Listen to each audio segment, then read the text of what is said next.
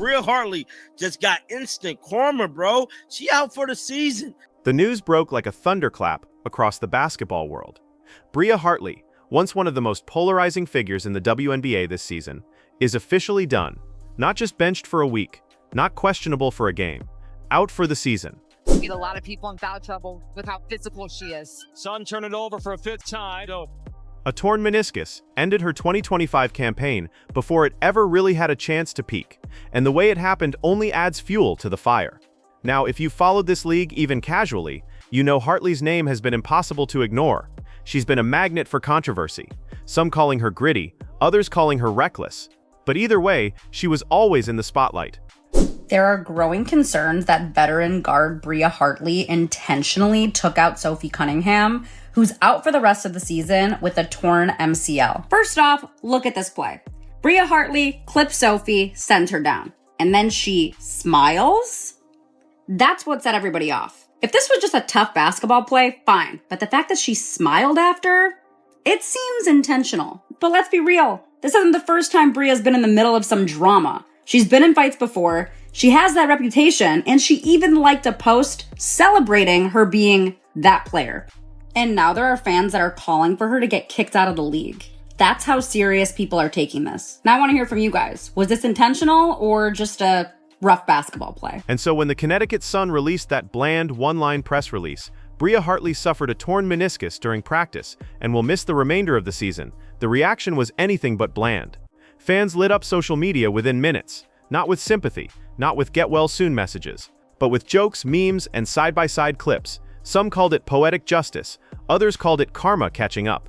To many, it felt like the universe had finally swung back around on a player who, fair or not, had built her reputation on cheap fouls, mean-spirited antics, and one unforgettable laugh at another player's pain. The Connecticut Sun have just told us that Bria Hartley has torn her meniscus and will be out for the season. When I heard this news, I was like, what is a meniscus? Let's go and find out what a meniscus is, because as a WNBA fan, you have to be on top of body parts and understanding what is wrong, because injuries are happening right, left, and center. So a meniscus is a C-shaped padding that acts as a shock absorber between the knee and the shin. And it sounds as something that you really need. So Bria, we really hope that you're feeling okay right about now and that you heal very quickly, because that sounds painful. So feel better, best wishes, and we'll see you hopefully next season. And here's the kicker. This didn't even happen during a heated rivalry game, a playoff battle, or a finals run. It happened at practice, the most routine setting possible, a day when players are supposed to fine-tune skills, work through sets, and avoid exactly this kind of injury. Yet somehow, that's where Hartley's story took its darkest turn. No Hollywood ending, no gritty playoff run, just a sudden collapse in a gym that wasn't even full. Think about the irony for a second. The same player who seemed to dish out punishment all season, the one who laughed at others' misfortune, suddenly reduced to the latest casualty in a league that has already been drowning in injuries. And the timing? Almost too perfect. You can say what you want about this. It didn't look dirty to me, just like a bang play under the rim. I know Bria, and I'm actually really good friends with Bria, and I had been waiting to get on the pod and so we could talk about this. There was no ill intent. I think it was a basketball play.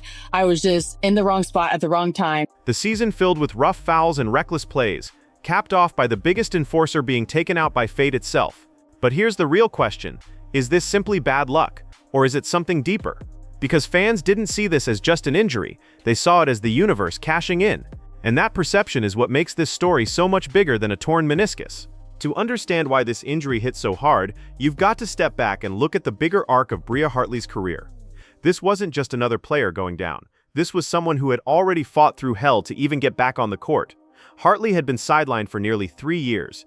3 years of ACL tears, rehab sessions, overseas stints, and doubt. 3 years where most athletes would have quietly retired or faded into obscurity. But she clawed her way back. When she re-signed with the Sun, fans thought maybe, just maybe, this would be the redemption story. The moment where the league got a more mature, battle-tested version of Bria.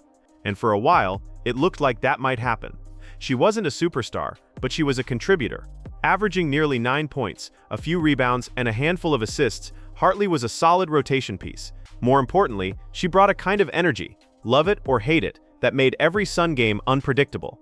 She wasn't afraid to bump, to push, to step into the role of enforcer when her team needed some fire. But here's the dark side of that energy. It crossed the line. Often.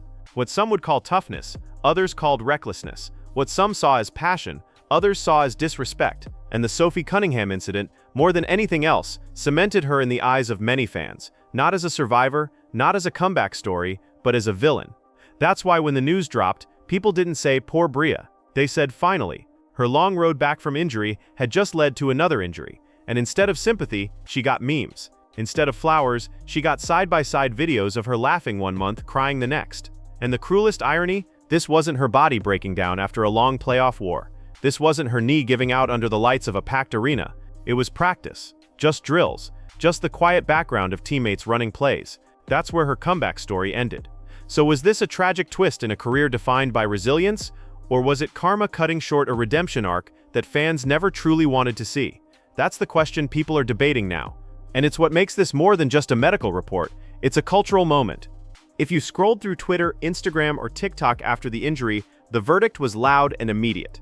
This wasn't just misfortune, this was payback. Fans pulled receipts instantly. Clips of Hartley's smirk after Sophie Cunningham hit the floor resurfaced within minutes. Memes of karma working overtime flooded timelines. One fan even posted side-by-sides, Sophie's busted-up face on one side, Bria's injury report on the other, with the caption, "The universe keeps score." Brutal, but undeniably viral. Now, not everyone piled on. A small but vocal group pushed back saying, "Hey, you never celebrate injuries, no matter who it is." And they're right. Injuries end careers. They ruin dreams. They're not something to cheer for. But here's the catch. When you build your reputation on disrespecting others' pain, you don't get much goodwill in return. Think about it. Most players who go down, even the most hated rivals, get a wave of support online. Fans may boo you on the court, but when you're carried off, they clap. That's the code. That's the unspoken respect. But Hartley had broken that code herself when she laughed at Sophie's busted face. And so when the tables turned, nobody rushed to shield her. Ronor di Heneverdutjes, the question is, was this karma? Or just timing? Because plenty of players have been injured this season. Sophie Cunningham, Ari McDonald, Sydney Colson, JJ Quinerly. The injury list is long, but none of them had the same reputation Hartley did. None of them were remembered for laughing at an opponent's pain. And so even if this was just bad luck, the perception will always be different. The narrative will always be that karma came for Bria Hartley. And in the world of sports, sometimes perception matters more than reality. This entire season has been chaos. If you've been watching, you know exactly what I mean. It hasn't been basketball in the purest sense. It's been a mix of hard fouls, shoves, ejections, and drama. At times, it's felt less like the WNBA and more like WWE. Look at the incidents. Caitlin Clark has been targeted repeatedly. Sophie Cunningham went down hard. Lexi Hull left the court with 2 black eyes. And through it all, the league's response has been silence. A shrug. Maybe a small fine here or there, but no real accountability.